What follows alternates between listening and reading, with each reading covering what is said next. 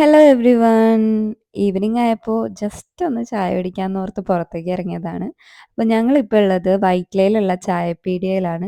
ഇവിടെ ഞാൻ first time ആട്ടോ വരുന്നത്. അച്ചുവാണ് ഈ ഒരു സ്ഥലം സജസ്റ്റ് ചെയ്തത്. പക്ഷേ എനിക്കിവിടെ ഭയങ്കര ഇഷ്ടപ്പെട്ടു. അടിപൊളി ആംബിയൻസ് ആണ്. ഈവനിങ് ഒക്കെ നമുക്ക് ഫ്രണ്ട്സ് ആയിട്ടോ ഫാമിലി ആയിട്ടോ കപ്പിളായിട്ടോ ഒക്കെ വന്നിരുന്ന് ചില്ല് ചെയ്യാൻ പറ്റിയ ഒരു സ്ഥലമാണ്.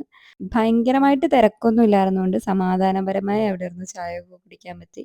അച്ചു അവിടുന്ന് ഫിൽറ്റർ കോഫിയും ഞാൻ അവിടുന്ന് ഒരു ഇറാനി ചായയുമാണ് ഓർഡർ ചെയ്തിട്ടുണ്ടായിരുന്നത്. ഫിൽറ്റർ കോഫി നമ്മളെപ്പോഴും കുടിക്കുന്നതും കേൾക്കുന്നതും ഒക്കെ അല്ലേ, അപ്പോൾ അതുകൊണ്ട് അതിൽ സ്പെഷ്യാലിറ്റി ഒന്നും തോന്നിയില്ല.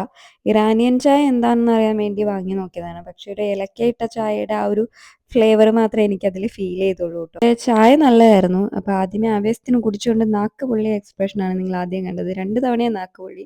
മൂന്നാമത്തെ തവണ വിട്ടുകൊടുക്കാൻ തയ്യാറില്ലാത്തതുകൊണ്ട് വീണ്ടും ആ ചൂട് ചായ ഞാൻ എടുത്ത് കുടിച്ചതാണ് ഇപ്പോൾ നിങ്ങൾ കണ്ടത്.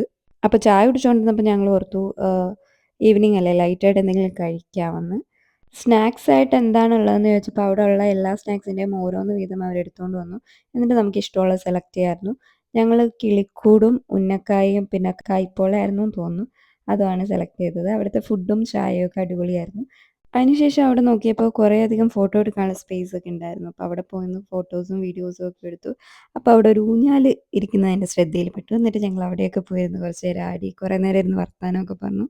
അത്യാവശ്യം പീസ്ഫുൾ ആയിട്ടുള്ള ഒരു അറ്റ്മോസ്ഫിയർ തന്നെയായിരുന്നു കേട്ടോ. അപ്പോൾ നിങ്ങൾ ഇതുപോലെ ഈവനിങ് ചുമ്മാ ചായ കുടിക്കാനൊക്കെ പോകാറുണ്ടോ? ഉണ്ടെങ്കിൽ ഒന്ന് കമൻറ്റ് ചെയ്യണം. അപ്പം മറ്റൊരു വീഡിയോ ആയിട്ട് നമുക്ക് വീണ്ടും കാണാം. ടാറ്റാ.